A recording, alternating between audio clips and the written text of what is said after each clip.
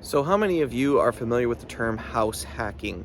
It's often a term that I see on social media. I've heard it come up in several conversations. I don't know if that's just because I'm a real estate agent, but I hear this term all the time, and I wanted to talk about it a little bit.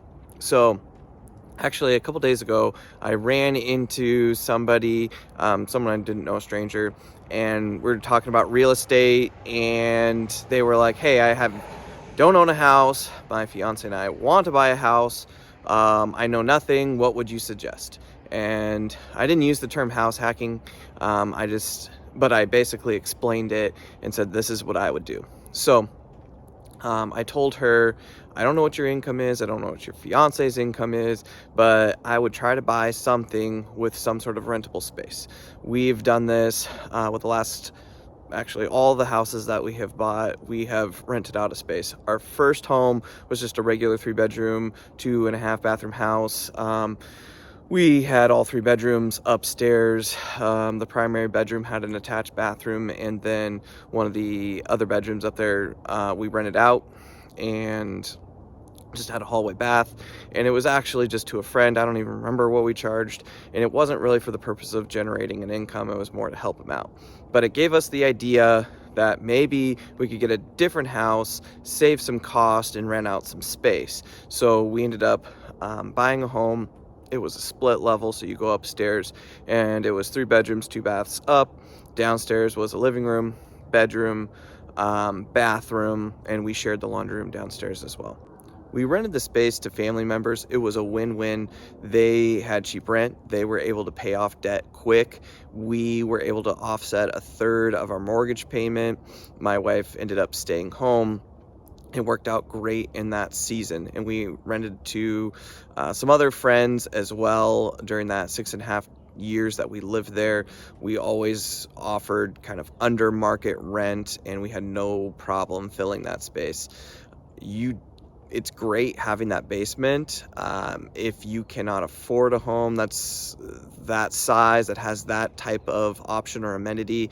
I've sold a lot of homes where the bedrooms are not all together. Sometimes you'll have a master on main, and you'll have 2-3 bedrooms upstairs, and you can, if you want that separation, have a tenant on a separate floor from you, a partner, spouse, and your kids. And I mean, it's up to you and your comfortability level as far as who you want to rent to and how that would work. But I've even seen one-level homes where you have bedrooms on one side, main living space, and one more bedroom on the other side. There's just a lot of options out there that will work for this concept. So for this next part, I want to go over the numbers and the math and how that works. Show you how to do all of this in real time. If you go to Google mortgage calculator, this is what I use when I'm trying to run rough numbers. I was figuring start with our lower option. So if you have a $315,000 purchase price, right? That's probably going to be very super entry level. Maybe it's a condo, maybe it's just a nice manufactured home, but it's the most basic option. At $350,000 purchase price, 3.5% down, $11,025 is going to be your down payment if you're putting 3.5% down. So then I'm going to go plug this into mortgage calculator. Your down payment is going to be subtracted from that purchase price of $315,000. So that makes your loan amount, what I typed in there, just over $300,000. So payments roughly just over $2,000 a month for just mortgage and insurance. That does not include your private mortgage insurance, taxes, or homeowners insurance. So for this next part, I wanted to show you what it would look like if you were to buy the next level up. So I used $415,000. That's still a pretty entry level. Maybe that's a nicer condo or a pretty inexpensive home. Probably 1,000 square feet or less, not in the most ideal location, but maybe okay. So your down payment's going to be $14,525. I subtract that from the 415, and that gives me a loan amount of just over 400. So that monthly payment is 2665. And again, you need to add in your taxes, homeowners insurance, and private mortgage insurance. So house hacking would be buying something a little bit nicer. So 520,000. Maybe you can get something. Again, I'm doing the down payment so you can see what the down payment difference is. So 18,200 versus the cheapest house was 11,000. So really, it's so minor, $7,000 difference between the down payment. So your mortgage payment's $338, right? $3,338. What I wanted to show you was that mortgage difference between the 300 and the 500. So if you can see here, I have the notes with the breakdowns of everything. And it shows you that $350,000 purchase price, the down payment, and that monthly mortgage payment of $2,022. That's going to, again, be your super, I don't even think you can get a detached home for that price. So then your middle ground, maybe that's the cheapest detached home you can buy. And then your upper one, maybe you can afford a split level like I was talking about, or at least a home that you can house hack with.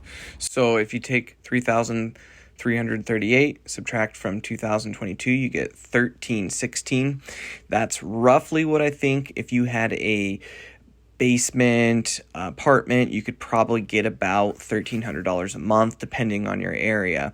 So that's really what I wanted to show you, was the rental income can offset that mortgage amount and make it so it's basically the same price as a condo, manufactured home, probably not even a stick-built home, but your family is sacrificing space, you're living with somebody else, but you're able to afford a nicer home, at least on a monthly basis. You do have to deal with the tenant. There is a headache. There's no get-rich-quick scheme. There's going to be issues. We've always rented to friends and family to keep it simple. We always try to go under market rent, but that's what we have done. You can do other things. People will do Airbnb. They'll rent to nurses and traveling professionals on Furnished Finder. So there's a lot of different options you can do. But that's what I wanted to get on here and show you kind of how these numbers work. Let me know if you have any questions and I can go over more of the numbers in detail. Lastly, I was just showing you, as you were watching my screen, the difference between a $300,000 price point in my area versus a $500,000.